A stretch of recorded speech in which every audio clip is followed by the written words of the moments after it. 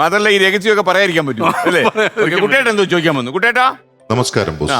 നമസ്കാരം ഷാജോൺ. നമസ്കാരം. താങ്കൾക്ക് സുഖം തന്നെയല്ലേ? സുഖമായിട്ട് പോകുന്നു. നല്ല സുഖമായി പോലെ. താങ്കളെ കുറിച്ച് ഒരു കാര്യം ചോദിക്കാനുണ്ട്. താങ്കളുടെ കുടുംബത്തിൽ ആരുടെ വിവാഹം നടന്നാലും വിവാഹത്തിന് മുമ്പ് ഒരു പാരഡി ഗാനം ഉണ്ടാകും എന്ന് കുട്ടേട്ടൻ മനസ്സിലാക്കി വെച്ചിട്ടുണ്ട്. താങ്കളുടെ വിവാഹത്തിനും ഒരു പാരഡി ഗാനം ഉണ്ടായിരുന്നു. അങ്ങനെ പതിവുണ്ടോ അവിടെ?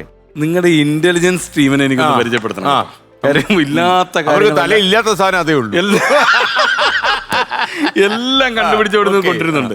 കുട്ടേട്ടാ ശരിയാണ് കുട്ടേട്ടാ. കാര്യം ഞാൻ കോട്ടയാണെന്ന് ഞാൻ പറഞ്ഞില്ല സാറേ. ഇപ്പൊ എന്റെ ഫാമിലിയിൽ ഒരുപാട് കലാകാരന്മാരൊക്കെ ഉള്ളൊരു ഫാമിലിയാണ്. പക്ഷെ ഞാൻ മൈക്കോട് തരാം. കാര്യം ഷാജോന്റെ കല്യാണത്തിന് കേട്ട പാരഡി കേൾക്കാൻ എനിക്കൊരു താല്പര്യമുണ്ട്. അപ്പൊ അങ്ങനെ എല്ലാവരുടെ കല്യാണങ്ങൾക്ക് ഈ പാരഡി എഴുതും. അപ്പൊ നമ്മുടെ കോട്ടയത്ത് എന്ന് പറഞ്ഞു കഴിഞ്ഞാൽ ഞങ്ങളൊരു ഗ്രൂപ്പ് തന്നെ ഉണ്ട്, പള്ളിനട എന്ന് പറഞ്ഞാൽ. ഞങ്ങളുടെ പള്ളിയുടെ ഫ്രണ്ടിൽ പള്ളിനട എന്നാണ് ഗ്രൂപ്പിന്റെ പേര്. പള്ളിയുടെ ഫ്രണ്ടിൽ ഞങ്ങളൊരു ടീം ഉണ്ടാവും. അപ്പൊ ഇവര് ഏത് കല്യാണത്തിനും എല്ലാവരുടെയും പേര് വെച്ചിട്ടുള്ള ഒരു പാരഡിയൊക്കെ ഉണ്ടാക്കും. അപ്പൊ എന്റെ കല്യാണത്തിനും ഇവരൊരു പാരഡി ഉണ്ടാക്കി. അപ്പൊ എന്തായാലും പള്ളിനട ടീമിന് ഒരു പ്രത്യേക നന്ദി ഞാൻ പറഞ്ഞുകൊണ്ട് പള്ളിനട ടീം അവതരിപ്പിക്കുന്നു. സിമ്പലടിക്കാൻ ആളില്ല ഇവിടെ. റെഡി. നല്ലൊരു കൈഡി. അപ്പൊ ഈ ഇതിന്റെ ഇതിവൃത്തം എന്ന് പറഞ്ഞു കഴിഞ്ഞാൽ എന്റെ ചേട്ടന്റെ പേര് ഷിബു എന്നാണ്. ഷിബു. അപ്പൊ ഷിബുവിന് അച്ഛനും ആ സമയത്ത് ഗൾഫിലായിരുന്നു, ഷാർജയിലായിരുന്നു. അപ്പൊ ഷിബുവിന് എന്റെ അമ്മച്ചി എഴുതുന്ന ഒരു എഴുത്തായിട്ടാണ് ഇവന്മാര് കസിൻസ് എല്ലാം കൂടി പാട്ട് എഴുതിയിരിക്കുന്നത്. ആ പാട്ടാണ്, അതാണ് പാരഡി. അതാണ് പാരഡി. മോനെ ഷിബുവേ ഗൾഫീന്ന് വാടാ, അനിയൻ ഷാജോന്റെ കല്യാണമാടാ, മോഡല് ഗേള ബ്യൂട്ടീഷ്യൻ പാസ, പെണ്ണിന്റെ പേരോ ഡിനിയെന്നാടാ, മോനെ ഷിബുവേ ഗൾഫീന്ന് വാടാ. കുന്നേൽ പള്ളിയിൽ രാവിലെ തന്നെ 10 മണിക്ക് കെട്ടും കൊയറും. കുന്നേൽ പള്ളിയിൽ രാവിലെ തന്നെ 10 മണിക്ക് കെട്ടും കൊയറും. കെട്ട് കഴിഞ്ഞ് ആ ഹോളിൽ വെച്ചാടാ, ഊണും ബഹളവും കള്ളുകൂടിയും.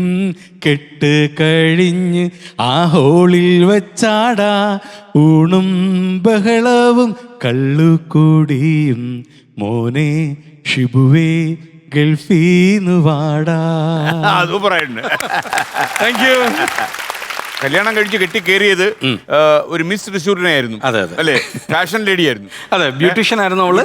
പഠിച്ചിട്ടുണ്ടായിരുന്നു. ഒരു യാത്രക്കിടയിൽ വസൂലാക്കിയതാണ്. ഒരു ഗൾഫ് യാത്രക്കിടയിലാണ് സംഭവിച്ചത്. എങ്ങനെയാ ഒരു പ്രോഗ്രാം അവതരിപ്പിക്കാൻ പോയി? അല്ല, ഞങ്ങളൊരു ഗൾഫ് ഷോയ്ക്ക് പോയാണ് സാറേ. അപ്പൊ ആ സമയത്ത് എന്റെ വീട്ടിലെ കല്യാണം കാര്യങ്ങളൊക്കെ ആലോചിച്ചുകൊണ്ടിരിക്കുന്ന സമയമാണ്. ചേട്ടൻ ആ സമയത്ത് ഷാർജയിൽ ദുബൈയിലുണ്ട്. നമ്മൾ ഈ സമയത്ത് പോകുന്ന ആ ടീമിന്റെ കൂടെ വന്നു കഴിഞ്ഞപ്പോ അന്ന് ഇവള് മിസ് തൃശ്ശൂർ ആയിരുന്നു. 2002 പ്രോഗ്രാം അവതരിപ്പിക്കാൻ വന്ന ഡാൻസ് ടീമിന്റെ കൂടെ വന്നാണ്. കൃഷ്ണകുമാരി നമ്മുടെ മിമിക്രി ഉണ്ടായിരുന്നു, ഡാൻസ് എല്ലാം ഉണ്ടായിരുന്നു. ഭരതനാട്യം ഒന്നുമില്ല. ഇല്ല, ഭരതനാട്യം ഇല്ല. നമ്മൾ എന്തും ചെയ്യുമല്ലോ, നമുക്ക് അങ്ങനൊന്നും ഇല്ലല്ലോ. അപ്പോ അങ്ങനെ പോയത് കൂട്ടത്തിൽ ഇവര് കൃഷ്ണമണി ടീച്ചർ എന്ന് പറഞ്ഞ ടീച്ചറുണ്ടായിരുന്നു തൃശ്ശൂരുള്ള. എനിക്കവർക്കും അറിയാം. ടീച്ചറിന്റെ കൂടെയായിരുന്നു ഡിനിയും വന്നത്. അപ്പം ഇവളന്ന് മിസ് തൃശ്ശൂരൊക്കെ ആയി ഇറങ്ങിയ സമയം. അപ്പൊ ഞങ്ങളുടെ ടീം എന്ന് പറഞ്ഞാൽ കോട്ടയം നസീർ, നവാസ്, നിയാസ് ബായ്, അങ്ങനെ വലിയൊരു ടീമുണ്ട് ഞങ്ങളുടെ കൂടെ തന്നെ. അപ്പം ഇവള് മാത്രം റിഹേഴ്സലിന് വരുന്നില്ല. അപ്പൊ ഞാൻ പറഞ്ഞു മിസ് തൃശ്ശൂരൊക്കെ അതിന്റെ ജാട ഉണ്ടാവും, നമ്മൾ ആരും മൈൻഡ് ചെയ്തെന്നൊക്കെ പറഞ്ഞു. പക്ഷെ ഇവള് മൈൻഡ് ചെയ്തെന്ന് പറഞ്ഞു. പക്ഷെ ഇവള് വന്ന ഉടനെ ഡാൻസും എല്ലാം പഠിച്ചു, സ്കിറ്റിന്റെ കാര്യങ്ങളെല്ലാം പഠിച്ചു. പെട്ടെന്ന് ഓക്കെ ആയി കഴിഞ്ഞപ്പോ നസീർക്ക്, നവാസ് ഇവരാരും ഞാൻ പറഞ്ഞത് വിട്ടു. ഇവരെല്ലാം പിന്നെ ഭയങ്കര കമ്പനി സംസാരവും കാര്യങ്ങളൊക്കെ. അപ്പൊ ഞാൻ ഇച്ചിരി മസിൽ പിടിച്ചു. അപ്പൊ നമ്മളങ്ങനെ നടന്നത് മാത്രം മിച്ചം. ഇവരെല്ലാരും സംസാരിക്കുന്നു, ഒരു കാര്യമില്ല, എന്നെ മൈൻഡ് ചെയ്യുന്ന പോലുമില്ല അവള്. അപ്പൊ ഇങ്ങനെ സംസാരിച്ച് പിന്നെ പ്രോഗ്രാം ഒക്കെ കഴിഞ്ഞ പോലെ പിന്നെ എന്തെങ്കിലുമൊക്കെ സംസാരിക്കാൻ തുടങ്ങി. പിന്നെ അങ്ങനെ അങ്ങോട്ടും ഇങ്ങോട്ടും കാര്യങ്ങളൊക്കെ സംസാരിച്ച് ഒരു ദിവസം ഞാൻ ചുമ്മാ അങ്ങോട്ട് പറഞ്ഞു, എൻ്റെ അമ്മച്ചി ഇങ്ങനെ കല്യാണം ആലോചിച്ചോണ്ടിരിക്കുകയാണ്, എനിക്ക് തന്നെ കല്യാണം കഴിച്ചാൽ കൊള്ളാമെന്നുണ്ട്. താൻ എന്ത് പറയുന്നത്? അതെന്തോ അങ്ങനെ കൊള്ളാൻ തോന്നാൻ കാര്യം? അല്ല, ചുമ്മാ ഇട്ട് നമുക്ക് നമ്പർ ഇട്ടതാ. പിന്നല്ലാതെ സാർ എന്തായി പറയുന്നത്, നമ്മള് ചുമ്മാ നിട്ട് നോക്കിയതാ. നമ്മൾ അങ്ങോട്ട് ഒരു എറിഞ്ഞപ്പോ ഇങ്ങോട്ടുള്ള മറുപടി എങ്ങനെയായിരുന്നു? ഇതായിരുന്നു. വീട്ടിൽ വന്ന് അന്വേഷിച്ചു. അപ്പച്ചനും അമ്മച്ചും ഓക്കെ പറയണമെങ്കിൽ ഞാൻ ഓക്കെ എന്ന് പറഞ്ഞു.